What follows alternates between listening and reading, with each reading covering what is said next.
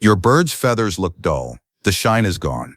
When you run your hand over the wing, the feathers feel brittle, almost crispy.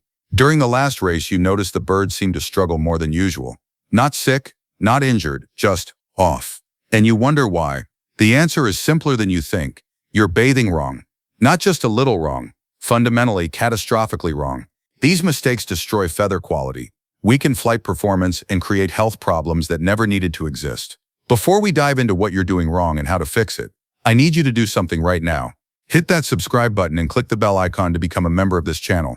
Why does this matter? Because members get exclusive access to our complete library of training videos, detailed care protocols, and natural health formulas that we don't share publicly. We have hours of content covering every aspect of pigeon management, from feather care to breeding strategies to seasonal health protocols.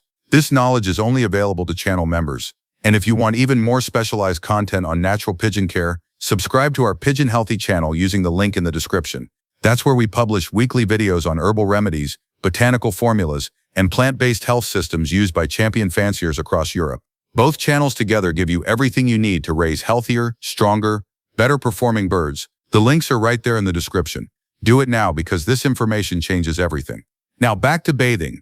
Let's start with the most common and most damaging mistake: bathing too often. Many fanciers believe that cleanliness equals health. They see dust on their birds' feathers and immediately think bath time.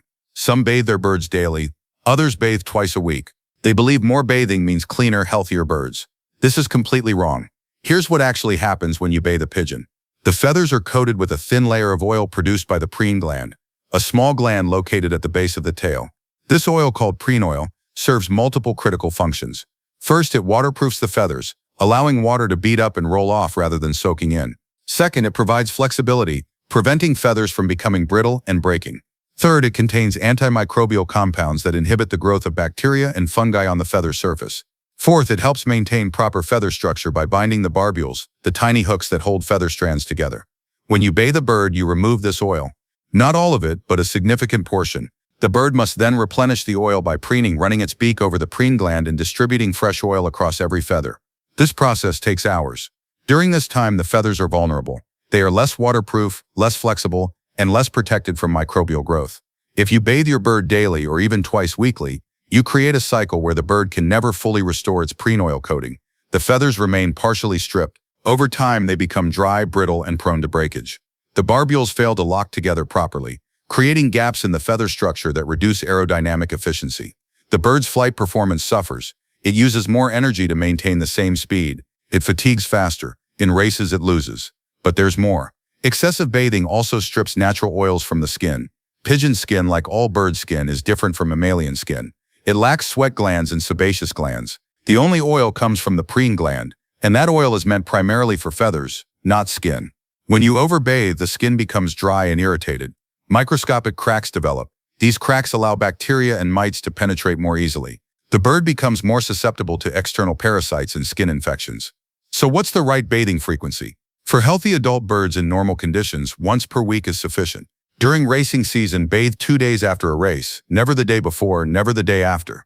The bird needs time to fully restore feather conditioning between bath and flight. During molt, when new feathers are growing, reduce bathing to every 10 days. New feathers are fragile and need maximum oil protection while they develop. Now let's talk about the opposite mistake: never bathing. Some fanciers take the natural approach too far. They reason that wild pigeons don't bathe regularly, so domestic pigeons shouldn't either. They let birds go weeks or even months without access to bathing water. This is also wrong. Wild pigeons bathe frequently. They seek out puddles, shallow streams, and even morning dew on grass. They bathe opportunistically whenever they encounter suitable water. Domestic loft pigeons don't have this opportunity unless you provide it. Without regular bathing, dust, dirt, and dry droppings accumulate on the feathers. This debris interferes with feather structure, creating the same aerodynamic problems as oil-stripped feathers. Worse, accumulated dirt provides breeding grounds for feather mites and lice, external parasites that feed on feather keratin and can cause severe irritation and feather damage. Furthermore, bathing is not just about cleaning. It's also about behavioral enrichment and thermoregulation. Pigeons enjoy bathing. It's a natural behavior that provides psychological benefit. A bird that never bathes becomes stressed and may develop feather-picking behaviors. Bathing also helps birds regulate body temperature by allowing them to wet their plumage and use evaporative cooling, critical in hot weather. So the answer is not no bathing. The answer is appropriate bathing, often enough to maintain cleanliness and provide enrichment, but not so often that natural oils are depleted. Now let's talk about water quality, because this is where many fanciers unknowingly cause harm. Tap water in most urban areas contains chlorine or chloramine added for disinfection. These chemicals are safe for humans at the concentrations used, but they are harsh on bird skin and feathers. Chlorine is a bleaching agent. At the concentrations found in tap water, typically 0.5 to 2 parts per million, it causes gradual degradation of feather pigments, leading to color fading and dullness. More importantly, chlorine strips the natural oils from feathers even more aggressively than plain water, compounding the problems of excessive bathing.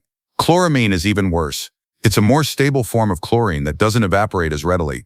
Many water authorities have switched from chlorine to chloramine specifically because it remains active longer in the water supply.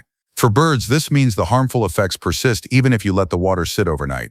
The solution is dechlorination. The simplest method is to fill bathing containers 24 hours before use and let them sit uncovered. Chlorine will evaporate naturally within 24 hours.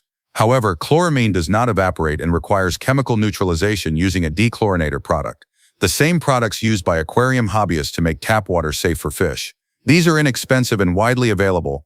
Add the appropriate dose to your bathing water, wait 10 minutes for the reaction to complete, then the water is safe for bathing. An even better solution is rainwater. Rainwater is naturally soft, free of chlorine and chloramine, and has a near-neutral pH that is gentle on skin and feathers. If you have the ability to collect rainwater using rain barrels positioned under roof downspouts, this is the ideal bathing water. Just ensure the collection system is clean and the water is used within a few days to prevent bacterial growth. Well water can also be suitable, but only if it's been tested. Some well water is high in iron, which can stain light-colored feathers orange or rust-colored. Other well water is high in calcium and magnesium, hard water which leaves mineral deposits on feathers that make them feel rough and look dull. If you're using well water, test it first, and consider using a water softener or switching to rainwater if mineral content is high. Now let's talk about water temperature, another critical factor that most fanciers get wrong. Many fanciers offer cold water for bathing, reasoning that birds encounter cold water in nature. This is a misunderstanding. Birds choose when to bathe in cold water, usually on warm days when cold water provides cooling relief. When you force a bird to bathe in cold water regardless of ambient temperature, you create stress. Cold water causes immediate vasoconstriction. Blood vessels in the skin constrict to conserve body heat. This reduces blood flow to the feathers and skin, which impairs the bird's ability to effectively preen and redistribute oils after bathing. Cold water also causes feather barbules to contract and lock more tightly, which sounds good but actually makes it harder for the bird to properly realign feathers during preening. The result is uneven oil distribution and feather structure problems. At the other extreme, hot water is even more dangerous. Water above 40 darks 10 darting 41st damages the protein structure of feathers and can cause mild burns on sensitive skin areas like around the eyes and nostrils. Hot water also strips oils more aggressively than cool water due to increased solubility of lipids at higher temperatures. The ideal bathing water temperature is lukewarm, roughly 25 to 30 darks 10 darty, 77 to 86 Fahrenheit. This is slightly warmer than room temperature but not hot. At this temperature, the water is comfortable for the bird, does not cause thermal stress, and allows effective cleaning without aggressive oil stripping. If you're using outdoor bathing containers in hot weather, ensure the water hasn't been sitting in direct sun and heating up. In cold weather, slightly warm the water before offering it. Now let's address timing. When during the day should you offer baths? Many fanciers offer bathing water in the evening after the day's activities are done. This is convenient for the fancier but poor for the bird. Bathing in the evening means the bird goes to roost with wet or damp feathers. Wet feathers reduce insulation. The bird loses body heat overnight and must burn extra energy to maintain body temperature. This metabolic cost adds up, especially during cold weather. Chronically cold birds become stressed, immunosuppressed, and perform poorly. Morning bathing is slightly better but still problematic. If you offer baths early morning, birds may bathe immediately and then spend the entire day with damp feathers. During training or racing, damp feathers create drag and reduce flight efficiency. The bird works harder for the same performance. The optimal bathing time is mid-morning to early afternoon on sunny, warm days. Specifically, offer baths between 10 a.m. and 1 p.m. when the sun is strong and ambient temperature is warm. After bathing, birds need 3 to 4 hours of warm, sunny conditions to fully dry and preen. This ensures they go into evening with completely dry, properly conditioned feathers. What if the weather is cloudy or cool? Skip bathing that day. Wait for appropriate conditions. Bathing on a cold, overcast day creates risk without benefit. The bird will struggle to dry properly, feather conditioning will be poor, and stress levels will increase. What about bathing in relation to racing schedule? Never bathe the day before a race. The bird needs at least 48 hours after bathing to fully restore feather conditioning. Bathing too close to race day leaves feathers in suboptimal condition, either still slightly damp or not fully reoiled. Both conditions impair flight performance. The ideal protocol: bathe on Monday after a Saturday race. This gives 2 full days, Sunday and Monday, for recovery from racing stress, plus the rest of the week, Tuesday through Friday, for feather conditioning before the next Saturday race. If weather on Monday is poor, move to Tuesday or even Wednesday if necessary. Never bathe Friday or Saturday before a race, regardless of how dirty the bird looks. Now let's talk about bathing method, because how you bathe matters as much as when and how often. Many fanciers use forced bathing. They spray birds with a hose or hold them under running water. This is stressful and ineffective. Forced bathing triggers a fear response. The bird's heart rate spikes, cortisol levels increase. The bird associates bathing with stress rather than with the natural, enjoyable behavior it should be.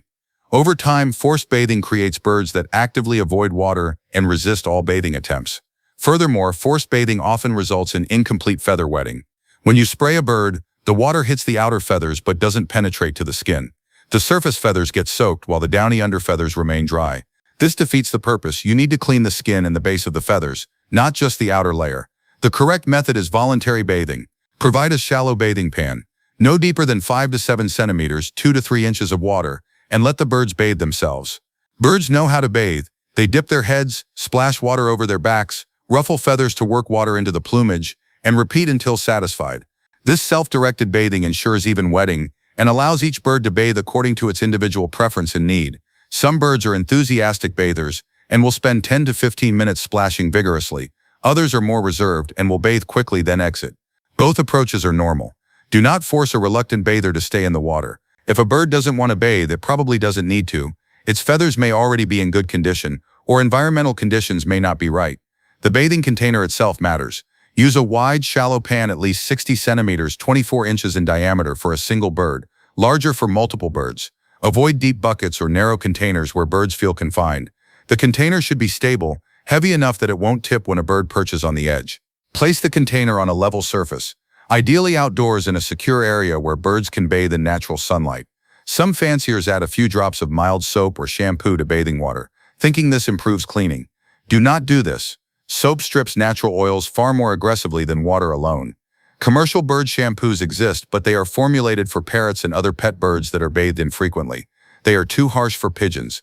Use plain water only. The one exception: in cases of severe external parasite infestation, feather mites or lice, you may add a small amount of appropriate parasiticide to bathing water under veterinary guidance. But this is treatment, not routine bathing. For routine bathing, plain dechlorinated water is all that's needed. Now let's talk about drying and post-bath care, because what happens after bathing is just as important as the bathing itself. After bathing, birds need to dry and preen. This process takes 3 to 4 hours under good conditions. During this time, the birds should have access to sunny perching areas where they can spread their wings and expose all feather surfaces to air and sunlight. Sunlight provides 2 benefits: warmth for drying and UV radiation that has mild antimicrobial effects on feather surfaces. Do not towel dry your birds. You've probably seen videos of fanciers wrapping birds in towels after bathing. This looks caring but is counterproductive. Toweling rubs the feathers in random directions, disrupting feather structure and preventing proper realignment during preening. It also removes more oil than necessary. Let birds air dry naturally with sun exposure. Some fanciers use heat lamps or blow dryers to speed drying. This is acceptable in emergency situations. For example, if a bird bathed unexpectedly late in the day and evening is approaching, but it's not ideal. Forced heat drying doesn't allow the bird to properly preen during the drying process. The bird ends up dry but with poorly conditioned feathers. Use forced drying only when natural drying is not possible. During the drying period, birds will preen extensively. This is normal and necessary. You'll see them repeatedly running their beaks over the preen gland, then systematically working through every feather on their body. This preening distributes fresh oil, realigns feather barbules, and removes any remaining debris loosened by the bath. Do not disturb birds during this process. Let them work undisturbed until preening activity naturally decreases. Now let's talk about special cases: bathing during molt, bathing during breeding season, and bathing young birds. Molt is the process of shedding old feathers and growing new ones. It typically occurs once per year, usually in late summer and fall. During molt, birds are under physiological stress. Growing new feathers requires enormous amounts of protein and energy. The bird's metabolism is redirected toward feather production, which means immune function, digestive efficiency, and stress tolerance are all temporarily reduced. During molt, reduce bathing frequency to once every 10 to 14 days rather than weekly. New feathers emerging from the skin are highly vulnerable. They have a blood supply during growth. You can see this as a dark line inside the feather shaft. These blood feathers are fragile and can break easily, causing pain and bleeding. Excessive bathing during molt increases the risk of damage to developing feathers. Also during molt, ensure bathing water is slightly warmer than usual, around 30 Terch because the bird's thermoregulatory capacity is reduced. A molting bird loses body heat more easily due to gaps in plumage where old feathers have dropped and new feathers haven't fully grown. Provide extra protection from cool weather during the post-bath drying period. Breeding season presents different considerations. Breeding birds, especially hens sitting on eggs, should not be bathed unless they voluntarily leave the nest to bathe. Do not remove a sitting hen and force bathing. This causes stress and may lead to egg abandonment. Instead, make bathing water available and let the hen decide if and when to bathe. Most hens will take quick baths during brief breaks from incubating, then return to the nest. This is normal and healthy. Cocks feeding squabs can bathe normally, but timing is important. Offer baths after the morning feeding session when the crop is empty. A bird with a full crop will bathe less effectively and may become uncomfortable during the preening period. Young birds, those under 3 months old, should be introduced to bathing gradually. Start by providing very shallow water, just 2 to 3 centimeters deep in a small container. Let the young birds explore at their own pace. Most will figure out bathing instinctively by watching adult birds. Do not force young birds to bathe. Some will take to water immediately. Others will be hesitant for weeks. Both patterns are normal. By 4 months of age, most birds will bathe regularly on their own. Now let's discuss the champion secrets. Specific bathing techniques used by Europe's top fanciers. Leo Heremans, arguably Belgium's greatest pigeon fancier, has a simple but strict bathing protocol. He offers baths every Monday at 11 a.m., weather permitting. He uses rainwater collected in barrels positioned around his loft. The water sits in full sun for 1 hour before bathing to bring it to optimal temperature. After bathing, birds are released to a sun-exposed aviary where they dry naturally. I never deviate from this schedule, he says. Consistency is everything. The birds' bodies adapt to a regular bathing rhythm, and their feather condition shows it. His key insight: regularity matters more than specific timing. Whether you bathe Monday or Wednesday doesn't matter, as long as you're consistent. Birds' physiology adapts to predictable schedules. Louis van der Velde adds a specific ingredient to his bathing water: sea salt. Not table salt, sea salt. He adds approximately 1 tablespoon per 10 liters of water, creating a very dilute saline solution. Sea salt enhances feather shine, he explains. It also has mild antiseptic properties that discourage external parasites. My birds have never had a feather mite problem. The science supports this. Sea salt contains not just sodium chloride but trace minerals including magnesium, potassium, and calcium. These minerals can bind to feather proteins, slightly altering the surface properties in ways that enhance light reflection, creating the appearance of greater shine. The salt also creates an unfavorable environment for mites and lice, which prefer pH neutral to slightly alkaline conditions. Salt makes the environment more acidic. However, use sea salt carefully. Too much salt can be irritating. Van der Velde's ratio, 1 tablespoon per 10 liters, is equivalent to about 0.5% salinity, which is much lower than ocean water 3.5% salinity, but enough to provide benefit without harm. Gaston van de Wouwer times his bathing schedule around molt. I never bathe during peak molt, he says. When 30% or more of feathers are actively growing, I suspend bathing completely. Once molt is substantially complete, when I see only a few pin feathers remaining, I resume weekly bathing. This minimizes stress on developing feathers and prevents accidents. His approach is conservative but effective. His birds consistently show excellent feather quality and vibrant coloration well into their later years, a sign that feather care throughout their lives has been optimal. Marcel Wouters uses apple cider vinegar as a bathing water additive. He adds 1 teaspoon of raw, unfiltered apple cider vinegar per liter of water. Vinegar slightly acidifies the water, which helps smooth the feather cuticle, he explains. It also discourages bacterial and fungal growth on wet feathers during the drying period. The science here is more speculative but plausible. Feather keratin has a slightly porous surface that can take on a rough texture if damaged or if mineral deposits accumulate. Acidic solutions can help dissolve these deposits and smooth the surface, potentially improving aerodynamics and appearance. The antimicrobial effects of vinegar are well documented. At the concentration Wouters uses, the vinegar is too dilute to cause harm but may provide mild protective benefit. However, not all fanciers report success with vinegar additions. Some say their birds refuse to bathe in vinegar-treated water. If you try this method, start with a very dilute solution, half the concentration Wouters uses, and observe whether your birds accept it. If they bathe normally, you can gradually increase to the full concentration. If they avoid the water, skip the vinegar, the benefit is marginal. If it causes bathing refusal, it's counterproductive. Now let's talk about a topic rarely discussed, bathing and feather color. Feather color comes from two sources, pigments and structural coloration.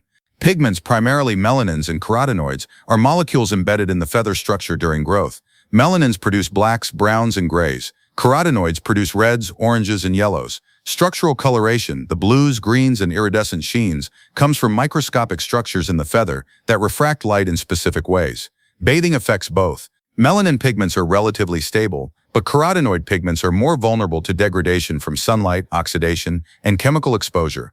Excessive bathing, especially in chlorinated water, can accelerate carotenoid degradation, causing red and orange feathers to fade toward yellow or tan. This is why white flight racing pigeons are often preferred by serious competitors. White feathers contain no pigment, so they don't fade, and any degradation is less visible. Structural coloration is affected differently. The microscopic structures that create blues and greens can be damaged by physical disruption. Rubbing wet feathers or towel drying disrupts these structures, reducing color intensity. Proper voluntary bathing followed by natural drying preserves structural color better than forced bathing methods. If you have birds with valuable coloration, show pigeons, or breeding stock where color is important, take extra care with bathing. Use dechlorinated water, bathe less frequently than you would with pure racing stock, and never towel dry. Accept that some color fading is inevitable with age, but proper bathing practices minimize it. Now let's address a question many fanciers ask. Should racing pigeons and show pigeons be bathed differently? The answer is yes, but not drastically. Racing pigeons prioritize flight performance over appearance. Slight color fading doesn't matter if the feathers are aerodynamically optimal. Show pigeons prioritize appearance. Judges penalize color fading, dullness, and any feather damage. So show pigeon bathing must be more conservative. For show pigeons, bathe every 10 to 14 days rather than weekly. Use only rainwater or dechlorinated water. Never tap water straight from the source. Add no additives. No salt, no vinegar, nothing that might alter color. Bathe only on warm sunny days when drying conditions are optimal. Never bathe within 1 week of a show. You want feathers in absolutely prime condition for judging. Some show fanciers use a technique called silk bathing, offering water that has had a piece of silk cloth soaked and wrung out in it. The theory is that trace amounts of silk protein transfer to the feathers and enhance shine. Whether this works is debatable. The effect, if real, is subtle, but it's harmless, so if you believe it helps, there's no reason not to try it. For racing pigeons, the priorities are different. You want feathers clean, flexible, and aerodynamically perfect. Shine is nice but secondary. Weekly bathing during racing season is appropriate. Additives like salt or vinegar can be used if your birds accept them and if you see performance benefits. Test these methods on a few birds first before applying them to your entire race team. Now let's talk about environmental factors and how they affect bathing decisions. In hot, dry climates, desert regions, or Mediterranean summers, birds may benefit from more frequent bathing. Dust accumulation is rapid in dry conditions, and bathing is one of the few ways birds can achieve evaporative cooling. In these climates, twice weekly bathing during extreme heat is acceptable. However, ensure the bathing water is not too cold, as the shock of very cold water can cause stress even in hot weather. Room temperature water is safer. In humid tropical climates, feather drying is slower due to high ambient humidity. In these conditions, bathe only on the sunniest, warmest days when drying conditions are best. Never bathe on overcast or humid days when drying will be slow. The risk of fungal growth on damp feathers increases significantly in humid conditions. Some tropical fanciers bathe as infrequently as every 2 weeks, compensating with more frequent dry dusting, offering clean sand or fine dirt that birds can bathe in to remove oils and debris without wetting feathers. In cold climates, Northern Europe, Canada, Northern US, winter bathing requires special care. Offer baths only when daytime temperatures exceed 15 degrees Celsius, and when several hours of sun exposure are guaranteed. Use slightly warmer water around 30 degrees Celsius. Some cold climate fanciers suspend bathing entirely from November through February, resuming only when spring weather arrives. This is acceptable if loft conditions are good and birds have access to dust bathing. Dust bathing, allowing birds access to fine dry sand or soil, is an often overlooked alternative to water bathing. In nature, many bird species dust bathe regularly to control parasites and absorb excess oils. Pigeons will dust bathe if given the opportunity. Provide a shallow tray of fine sand or diatomaceous earth in a corner of the loft. Birds will use it voluntarily. Dust bathing doesn't replace water bathing, but can extend the interval between water baths in situations where water bathing is impractical. Now let's discuss bathing and disease transmission, because communal bathing carries risks. When multiple birds bathe in the same water, they share whatever pathogens are on their skin and feathers. Bacteria, viruses, fungal spores, and parasite eggs can transfer between birds via bathing water. This is especially risky if one bird is incubating an infection but not yet showing symptoms. To minimize this risk, some fanciers provide individual bathing containers, one per bird. This is impractical for large lofts, but feasible for breeding pairs or valuable show stock. For general loft bathing, change the water after every 5 to 8 birds have bathed. Do not let 30 birds bathe sequentially in the same water. By bird number 20, the water is soup contaminated with droppings, feather dust, skin flakes, and oils. Bathing in this water is counterproductive. Another strategy, segregate bathing by health status. Bath your healthiest, strongest birds first. Bath young birds and recently recovered birds last, after water has been changed. Never bath a bird showing any sign of illness in communal water. Isolate sick birds completely and provide separate bathing facilities if they need to bathe at all. After communal bathing, disinfect the bathing container before storing it. A 10% bleach solution, 1 part household bleach to 9 parts water, is effective. Scrub the container, rinse thoroughly, and let it dry completely before the next use. This prevents pathogen buildup in the container itself. Now let's address the Pigeon Healthy Natural Bathing Support Protocol, because there are botanical additions that can enhance feather health during bathing. On our Pigeon Healthy channel, we've developed a natural feather conditioning formula that you can add to bathing water. This formula uses thyme and lavender, 2 herbs with documented benefits for skin and feather health. If you write bathing in the comments below, I'll share the complete recipe in a pinned comment. The formula includes exact measurements, preparation instructions, and a detailed explanation of why these specific herbs work. The science behind it. Thyme contains thymol, a compound with antimicrobial and antifungal properties. Adding thyme to bathing water creates a mild antiseptic effect that discourages external parasites and reduces the risk of fungal infections during the post-bath drying period. Lavender contains linalool and linalool acetate, compounds that have been shown to have mild insect-repelling properties. Birds bathed in lavender-infused water may be less attractive to feather mites and lice. This is not a substitute for proper bathing technique, but it's a natural enhancement that provides additional benefit without any chemical exposure. Many champion fanciers across Europe use herbal bathing additives with reported success.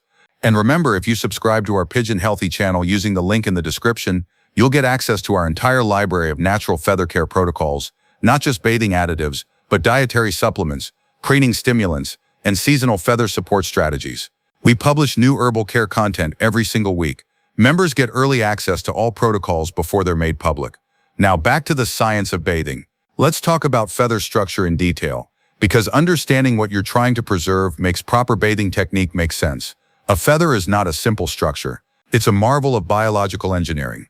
The central shaft, the rachis, provides structural support. Branching off the rachis are hundreds of barbs, and branching off each barb are hundreds of barbules. These barbules have microscopic hooks called hamuli that interlock with barbules from adjacent barbs, creating a smooth, continuous surface that air flows over efficiently. This interlocking system is what gives feathers their strength and aerodynamic properties, but it's fragile. Anything that disrupts the barbule alignment, rough handling, forced drying, oil depletion, causes the feather surface to become rough and inefficient. Air no longer flows smoothly over it. Drag increases, flight performance drops. Proper bathing maintains barbule alignment. When a bird bathes voluntarily, it instinctively uses specific movements, dipping, flicking, ruffling, that clean the feathers without disrupting structure. Then during preening, the bird runs each feather through its beak, realigning barbules and redistributing oil to bind them together. This process, when done properly and regularly, keeps feathers in peak condition. Forced bathing disrupts this process. When you spray a bird or hold it under running water, the water hits feathers from random angles with random force. Barbules are pushed in all directions. The bird cannot control the process. Then when you towel dry, you further disrupt alignment. Even if the bird preens afterward, it may not be able to fully restore optimal structure. Over time, these small disruptions accumulate into measurable performance degradation. This is why champion fanciers are fanatical about bathing method. They understand that how you bathe matters as much as how often. They provide optimal conditions, dechlorinated water at correct temperature, offered at the right time of day, in appropriate containers, and then let the birds handle the rest. Now let's talk about water depth, because this detail matters more than most fanciers realize. Water that's too deep can cause panic. If a bird steps into bathing water and suddenly finds itself chest deep or deeper, it may panic and thrash, which creates the same problems as forced bathing, random feather disruption and stress. Some birds, especially those not accustomed to bathing, may avoid deep water entirely. Water that's too shallow is ineffective. If the water depth is less than 2 to 3 centimeters, birds cannot generate enough splash to work water into their plumage. They'll dip their heads and wet their breast feathers, but the back and wing feathers remain mostly dry. This defeats the purpose. The ideal depth is 5 to 7 centimeters, 2 to 3 inches measured at the center of the bathing pan. This is deep enough for effective bathing, but shallow enough that birds can easily stand with their body above water level. They control their immersion depth by crouching lower or standing higher. This control is important for their sense of safety and for effective cleaning. For bathing pans, the shape matters too. A round or oval pan is better than square or rectangular. Birds naturally move in circular patterns during bathing, rotating to wet all feather areas. A round pan accommodates this behavior better. The pan should have gently sloped sides rather than vertical walls. Vertical walls are harder to grip when exiting, and birds may slip and panic. Sloped sides provide easy entry and exit. Now let's discuss bathing frequency in relation to race results, because there's evidence that optimal bathing improves performance. A Dutch study, unpublished but widely discussed among European fanciers, tracked race results for birds bathed on different schedules. The study compared 3 groups: birds bathed weekly, birds bathed twice weekly, and birds rarely bathed every 3 to 4 weeks. The weekly bathed group showed the best average race speeds and most consistent performance. The twice-weekly group showed slightly lower speeds and more variable performance. The rarely bathed group showed the poorest speeds and highest rates of respiratory issues. The study was small and informal, not rigorous science, but the results align with theoretical expectations. Weekly bathing